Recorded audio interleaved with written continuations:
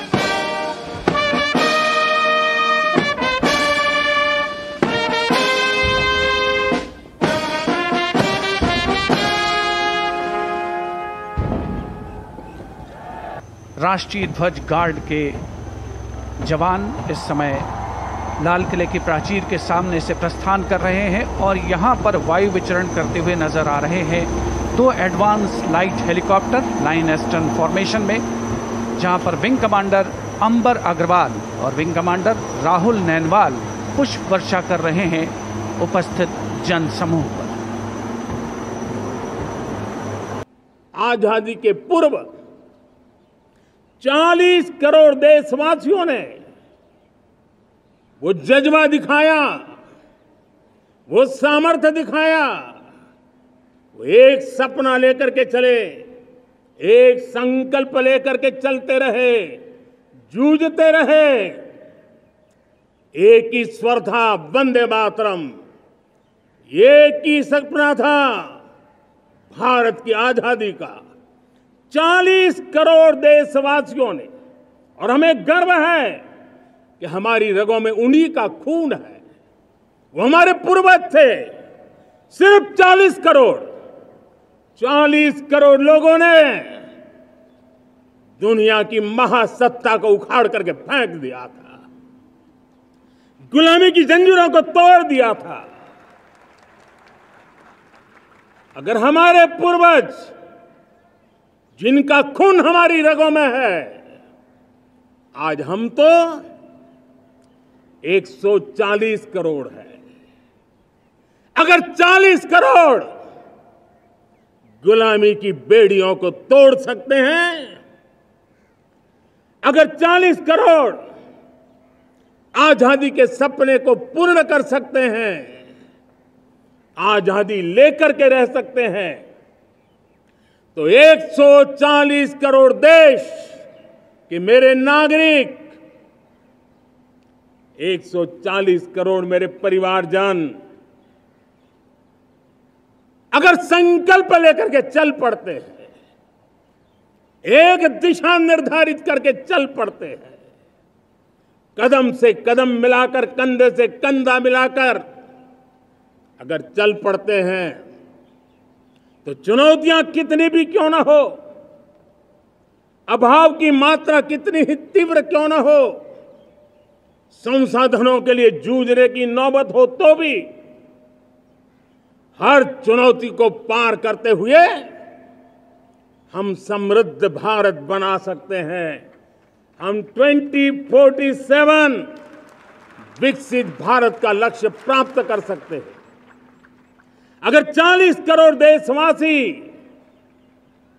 अपने पुरुषार्थ से, अपने समर्पण से, अपने त्याग से, अपने बलिदान से आजादी दे सकते हैं, आजाद भारत बना सकते हैं, तो 140 करोड़ देशवासी उसी भाव से समृद्ध भारत भी बना सकते हैं।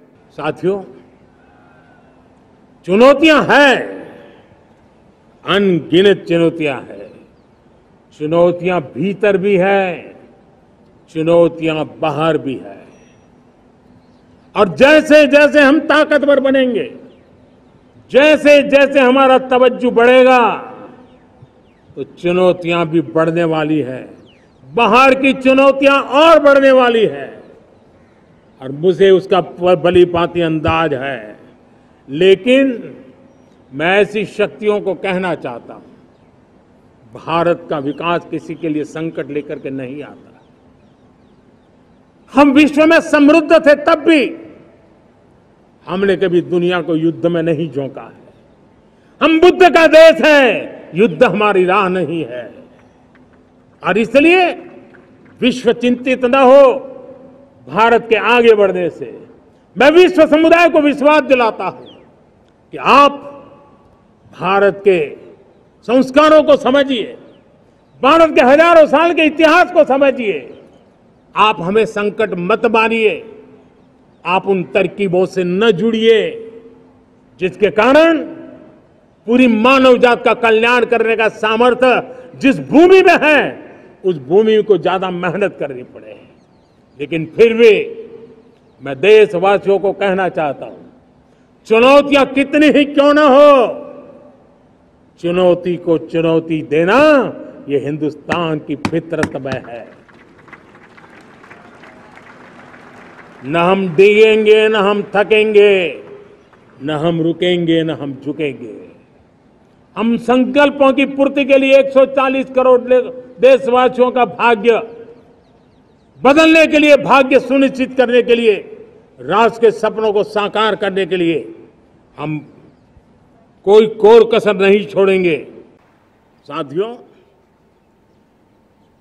विकसित भारत 2047 इस सिर्फ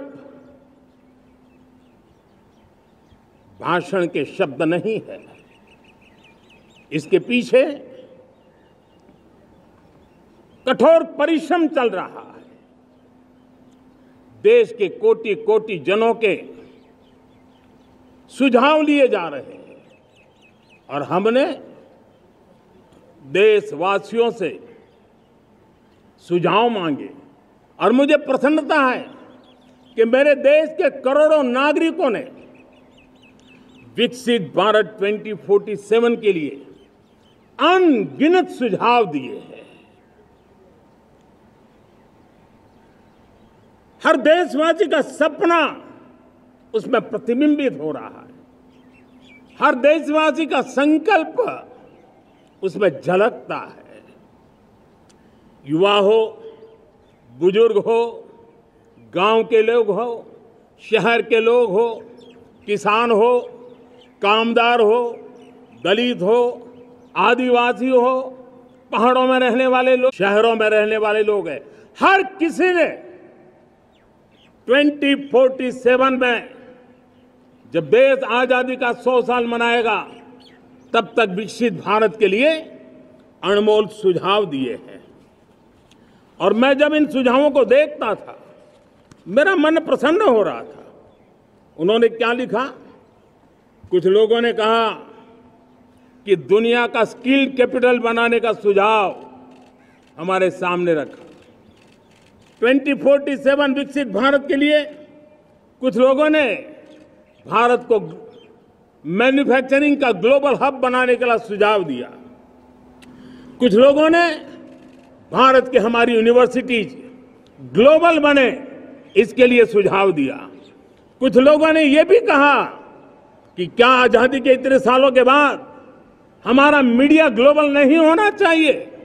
कुछ लोगों ने यह भी कहा कि हमारा स्किल्ड युवा विश्व की पहली पसंद बनना चाहिए।